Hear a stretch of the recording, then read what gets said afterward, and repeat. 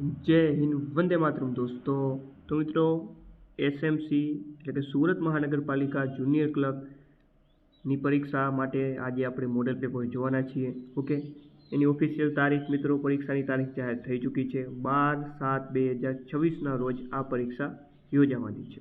તો માત્ર હવે ગણતરીના દિવસો બાકી રહ્યા છે.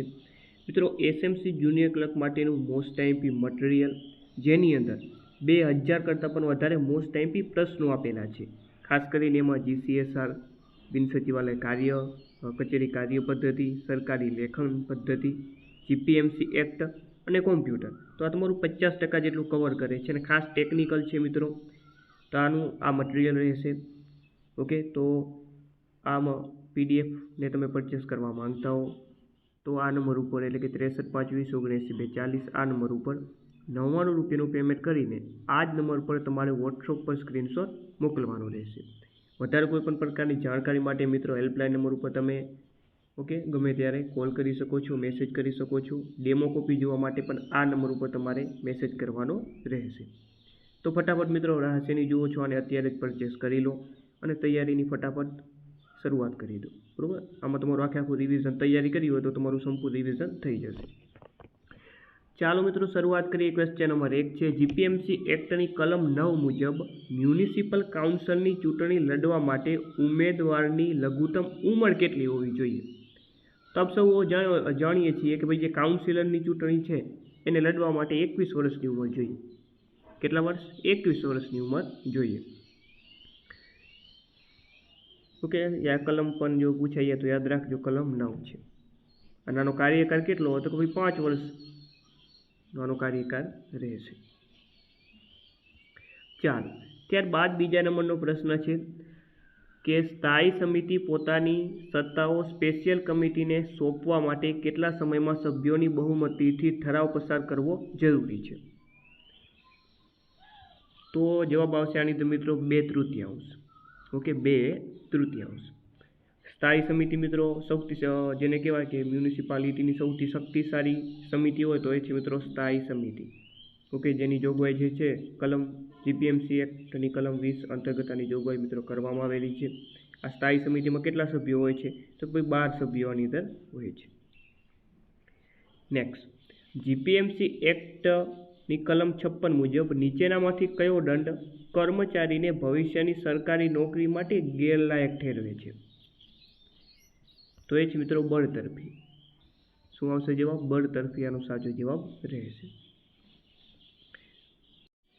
ચાલો, ત્યારબાદનો પ્રશ્ન છે, જીપીએમસી એક્ટની કલમ 65 મુજબ ગરીબ માનસિક દર્દીઓના હોસ્પિટલ સારવારનો કેટલો ખર્ચ કોર્પોરેશનને ભોગવવો પડે છે?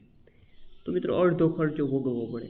કેટલો? અડધો ખર્ચો ભોગવવો પડે, એટલે કે 50% જેટલો જે ખર્ચ છે તે કોર્પોરેશન ભોગવશે. તેમાં જીપીએમસી એક્ટની કઈ કલમ હેઠળ સ્થાનિક વિસ્તારોને શહેર જાહેર કરવામાં આવે છે? તો એ છે કલમ 3. ચાલો, બજારો અને કતલખાનાઓ પર નિયંત્રણ કઈ કલમો હેઠળ છે? ઓકે, જીપીએમસી એક્ટની કઈ કલમ હેઠળ બજારો અને કતલખાનાઓ પર નિયંત્રણની જોગવાઈ કરવામાં આવેલી છે? તો મિત્રો એ છે કલમ 327 થી 340. નેક્સ્ટ, મ્યુનિસિપલ ગટર એટલે શું? એટલે કે એવી ગટર કે જે કોર્પોરેશનમાં નિહિત થયેલી હોય. ઓપ્શન સી આપણો રાઈટ આન્સર અહીં રહેશે. જો કોઈ મ્યુનિસિપલ અધિકારીને નીચલા પદ પર ઉતારવામાં આવે તો તે કેટલા સમયની અંદર ઉપરી સત્તામંડળને અપીલ કરી શકે છે? તો 1 મહિનાની અંદર અપીલ કરી શકે છે. કેટલા? 1 મંથની અંદર અપીલ કરી શકે. નીચેનામાંથી કયું વિધાન ખોટું છે? ખોટું વિધાન આપણે જોઈએ. ચાલો, કે ભાઈ કોર્પોરેશન દ્વારા નિમાયેલ અધિકારીને સ્ટેન્ડિંગ કમિટી સસ્પેન્ડ કરી શકે છે. આ તો મિત્રો સાચું છે. ચીફ ઓફિસર તેના તાબાના ક્લાર્ક પર દંડ લાદી શકે છે. સાચું છે. કમિશનર પોતે નિમેલા કોઈપણ અધિકારી પર દંડ લાદી શકે છે. આ પણ સાચું છે. તો ખોટું ઓટોમેટિક ડી થઈ જવાનું મિત્રો, કે ભાઈ જે commissioner medical officer of health ને સીધો જ ડિસમિસ કરી શકે ના, સીધા જ ડિસમિસ ના કરી શકે. એટલે આ ખોટું થઈ ગયું. બરોબર. ચાલો, ગુજરાત પ્રોવિન્શિયલ મ્યુનિસિપલ એક્ટ 1949 મુજબ પ્રકરણ 11માં કઈ બાબતનો સમાવેશ થાય છે? તો તો જીપીએમસી એક્ટની કલમ પ્રકરણ 11 છે એની અંદર મ્યુનિસિપલ કરવેરાનો સમાવેશ થાય છે. નેક્સ્ટ, મ્યુનિસિપલ કોર્પોરેશન માટે ઓફિશિયલ વર્ષ એટલે કે નાણાકીય વર્ષ કઈ તારીખથી શરૂ થાય છે? 1 એપ્રિલથી શરૂ થાય નાણાકીય વર્ષ, 1 એપ્રિલ. જીપીએમસી એક્ટ 1949 અંતર્ગત પ્રકરણ 1માં કુલ કલમો કેટલી છે? ટોટલ કલમો તો આપણે જોઈ 493 છે, તો એમાં પ્રકરણ 1માં જે છે એમાં કેટલી કલમો આવે છે? તો કલમ 1 થી કરીને 3, કલમ 1 થી કરીને 3નો સમાવેશ પ્રકરણ 1માં થશે. બરોબર. ચાલો નેક્સ્ટ, નીચેનામાંથી કયું વિધાન સાચું નથી? સાચું નથી એનો મતલબ ખોટું વિધાન શોધવાનું છે. ચાલો જોઈએ. કોર્પોરેશનની મિલકત બજાર કિંમતથી ઓછી કિંમતે વેચી શકાતી નથી. બિલકુલ સાચું છે ભૈયા. તો એસસી એસટી સભ્યોને રાજ્ય સરકારની મંજૂરીથી બજાર કિંમત કરતાં ઓછી કિંમતે મિલકત આપી શકાય. હા મિત્રો, જે એસસી એસટીના જે સભ્યો છે એની રાજ્ય સરકારની મંજૂરીથી ઓછી કિંમતે આપી શકાય. તો આ સાચું છે. ચાલો, કમિશનર પોતાની મરજીથી કોઈ પણ મિલકત કાયમી ભાડે પેટે આપી શકે? ના મિત્રો, કમિશનર પોતાની મરજીથી ભાડા પેટે નથી આપી શકતો, મંજૂરી લેવી પડે. તો આ ખોટું થઈ ગયું. અને ટ્રસ્ટની મિલકત તેના મૂળ હેતુને નુકસાન થાય તે રીતે વેચી શકાતી નથી. આ પણ સાચું છે. ઓકે, તો ઓપ્શન સી અહીં યોગ્ય બનશે. આપણે OMR શીટમાં ઓપ્શન સી ટીક કરવો પડશે. સ્ટેન્ડિંગ કમિટીની મંજૂરીથી કમિશનર કેટલી કિંમત સુધીની સ્થાવર મિલકતનું વેચાણ કરી શકે છે? 50,000 રૂપિયા સુધી. જાહેર જામીનગીરીઓ બાબતે કયું વિધાન ખોટું છે? ખોટું વિધાન શોધવાનું છે. ચાલો જોઈએ. તેમાં કેન્દ્ર સરકારની જામીનગીરીઓનો સમાવેશ થાય? બિલકુલ થશે. તેમાં રાજ્ય સરકારની જામીનગીરીઓનો સમાવેશ? બિલકુલ થશે. તેમાં સરકારે ગેરંટી લીધેલ ડિબેન્ચર્સનો સમાવેશ થાય? બિલકુલ થશે. તેમાં કોઈ પણ ખાનગી કંપનીનો સમાવેશ જાહેર જામીનગીરીમાં ના થાય મિત્રો. એટલે આ ખોટું થઈ ગયું. બરોબર. સરકારી લેખન પદ્ધતિ. જીપીએમસી એક્ટ 15 માર્ક્સનું પૂછવાનું છે, તો આપણે 15 પ્રશ્ન લીધા. સરકારી લેખન પદ્ધતિની વાત કરીએ આપણે હવે. સરકારી લેખન પદ્ધતિ કઈ કચેરી દ્વારા પ્રકાશિત કરવામાં આવે છે? કોઈ ભાષા નિયામક કચેરી, ગુજરાત રાજ્ય, આના દ્વારા જે છે પ્રકાશિત કરવામાં આવે છે. નીચેનામાંથી કયું વિધાન સાચું છે? ચાલો, સરસ મજાનો પ્રશ્ન આપી દીધો છે. કયું વિધાન સાચું છે જોઈએ આપણે. કે જોડણીના નિયમોનો સમાવેશ પ્રકરણ 8માં થાય છે. સરકારી લેખન પદ્ધતિનું જે આપેલું છે પુસ્તિકા. તો આ મિત્રો ખોટું છે. પત્ર પદ્ધતિનો સમાવેશ પ્રકરણ 3માં થાય છે. હા, આ સાચું છે. તો જવાબ શું આવે? એ બી બંને ખોટા તો ના આવે. એ બી બંને સાચા પણ નથી. તો ઓપ્શન બી આપણે ટીક કરવો પડશે. તો ઓપ્શન બી અહીં યોગ્ય રહેશે. રાજ્યોમાં સરકારી કામકાજ માટે પ્રાદેશિક ભાષાઓને અપાતી છૂટનો ઉલ્લેખ ભારતીય સંવિધાનના કયા અનુચ્છેદમાં થયેલો છે? તો આ છે અનુચ્છેદ 345. સરકારી લેખન પદ્ધતિ સંદર્ભે નીચેનામાંથી કયા વિધાનો સાચું અથવા તો સાચા છે? ચાલો, લખાણમાં વિશેષણનો ઉપયોગ હિતાવહ છે. ના, લખાણમાં વિશેષણનો ઉપયોગ હિતાવહ નથી. એટલે આપેલું ખોટું થઈ ગયું. લખાણ બને એટલું ટૂંકું હોવું જોઈએ. બિલકુલ. તો આ સાચું આવશે. તો એ બી બંને સાચા પણ ના આવે, એ બી બંને ખોટા પણ ના આવે. તો આપણો જવાબ શું આવે? Option B. નોંધ લેખનની શરૂઆત ક્યાંથી થાય છે? નોંધ લેખન તો એની શરૂઆત થાય છે સાદર રજૂથી. ઓપ્શન સી સાચું છે. પરિપત્રનો ઉદ્દેશ્ય શું છે? તો જોતાની સાથે ખબર પડશે કે નીતિ વિષયક નિર્ણયોની જાણ કરવા માટે. નોંધ એ સરકારી ફાઇલનું કેવું લખાણ છે? તો એ છે આંતરિક બાબત. કેવી બાબત છે? આંતરિક બાબત. સરકારી પત્રમાં વિષય ક્યાં લખવામાં આવે છે? તો વિષયને જે છે સંબોધન પહેલા અને તારીખની નીચે લખવામાં આવે છે. સંબોધન પહેલા અને તારીખની નીચે. સરકારી પત્રના અંતે ડાબી બાજુ શું લખવામાં આવે છે? ડાબી બાજુ જવાબ આવશે બિડાણ. નેક્સ્ટ, જાહેરનામું કયા ઉદ્દેશ્યથી બહાર પાડવામાં આવે છે? તો કે રાજ્યપત્રિત અધિકારીને નિમણૂક જાહેર કરવા માટે, જે તે વિસ્તારમાં લાગુ પાડવાના નિયમો જાહેર કરવા. એ બી બંને આવે. એટલે ફાઇનલ જવાબ આપણો સી રહેશે કે ઉપરયુક્ત બંને. નેક્સ્ટ, બિન સચિવાલય કચેરીઓ માટે કચેરી કાર્ય પદ્ધતિ પુસ્તિકા સૌપ્રથમ ક્યારે પ્રકાશિત કરવામાં આવી હતી? 1984માં. કઈ સાલમાં? 1984. બિન સચિવાલય કચેરીઓ માટે બહાર પાડવામાં આવેલ કચેરી કાર્ય પદ્ધતિમાં કેટલા પ્રકરણ અને પરિશિષ્ટ છે? તો ખાસ યાદ રાખજો મિત્રો, આની અંદર 18 પ્રકરણ છે અને ચાલો 18 જે છે પ્રકરણ છે અને 39 પરિશિષ્ટ છે મિત્રો. ઓકે, તો જવાબ આવશે ઓપ્શન ડી, 18 પ્રકરણ અને 39 પરિશિષ્ટ. ઓકે, આવા જ ઓથેન્ટિક પ્રશ્ન આપણે પીડીએફમાં મિત્રો આપેલા છે. બેઠા પ્રશ્ન તમને જોવા મળશે, તો પીડીએફમાં જ તે આ નંબર ઉપર કોન્ટેક્ટ કરી લેજો. નીચેનામાંથી કયો ઈ ગવર્નન્સનો હેતુ નથી? ચાલો, તો ઈ ગવર્નન્સ હેઠળ મિત્રો જે છે એ ધરાનો સમાવેશ થાય. સ્વાગત કાર્યક્રમ, ડિજિટલ ગુજરાત, સુજલ કાર્યક્રમ આમાં નહીં આવે. ઓકે, તો ઓપ્શન ડી યોગ્ય રહેશે. આવા જ પ્રશ્નો મિત્રો પૂછાશે, બરોબર. ચાલો, ખાલી જગ્યા તરીકે દર્શાવેલ લખાણ કચેરી સિવાયના સમય પોતાના ઘરે સ્વીકારવા પડે છે, તો એ છે તાકીદ. ઓકે, તાકીદના જે લખાણો એનો તાત્કાલિક નિકાલ કરવો પડે છે.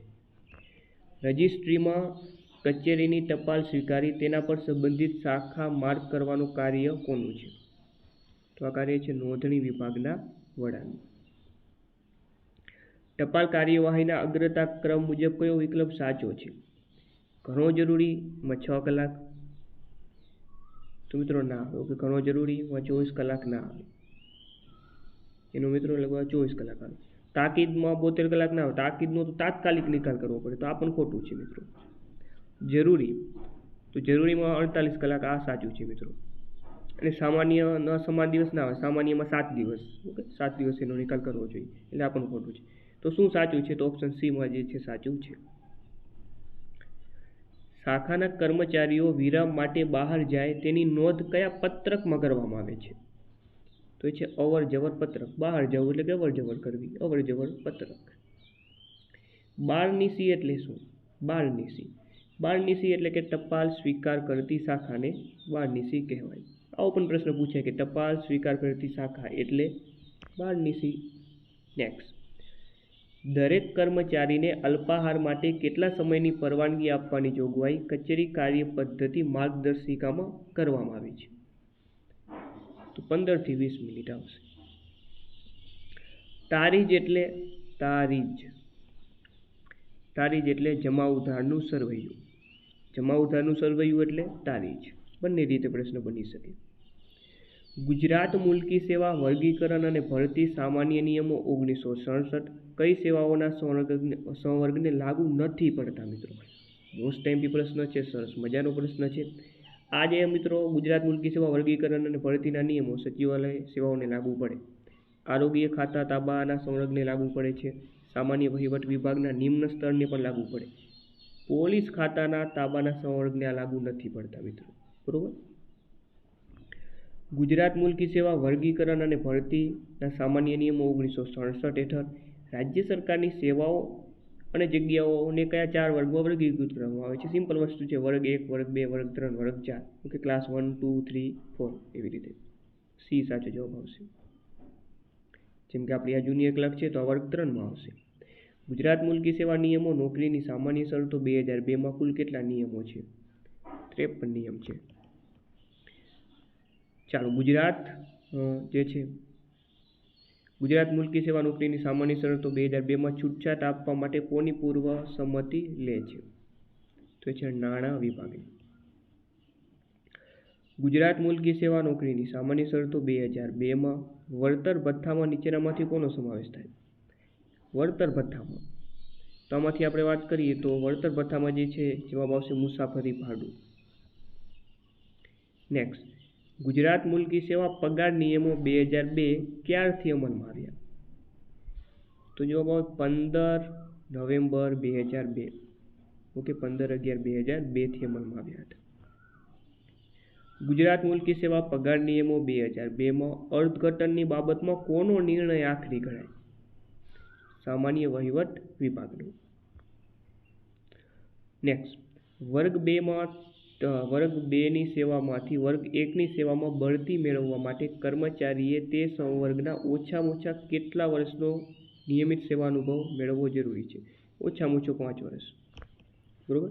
પછી ખાતાકીય પરીક્ષા 5 વર્ષ તમારે થયા હોય તો ખાતાકીય પરીક્ષા દ્વારા બઢતી મળી શકે છે, બરોબર. ગુજરાત મુલકી સેવા નોકરીની સામાન્ય શરતો 2002માં તબીબી તપાસમાં અયોગ્ય જાહેર થયેલ કર્મચારીના અપીલના આખરી નિર્ણય સુધી શું થશે?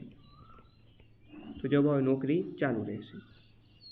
નેક્સ્ટ, ગુજરાત મુલકી સેવા પગાર નિયમો 2002માં ઇજાફો કઈ તારીખે મળે? તો ઇજાફો મળશે 1 જાન્યુઆરી અથવા તો 1 જુલાઈ. આપણી પીડીએફમાં જેટલા પણ આ જે છે GCSR હોય, બિનસચિવાલય કાર્ય પદ્ધતિઓ, સરકારી લેખન પદ્ધતિના PYQના પ્રશ્નો જે છે એનો પણ આમાં તમામ સમાવેશ કરી લીધો છે. એટલે એમાંથી જો બેઠા પ્રશ્ન પૂછાઈ જાય તો પણ તમારા બધા માર્ક્સ કવર થઈ જાય. ચાલો, ત્યારબાદ મિત્રો કોમ્પ્યુટર પર 5 માર્ક્સનું પૂછાવાનું છે.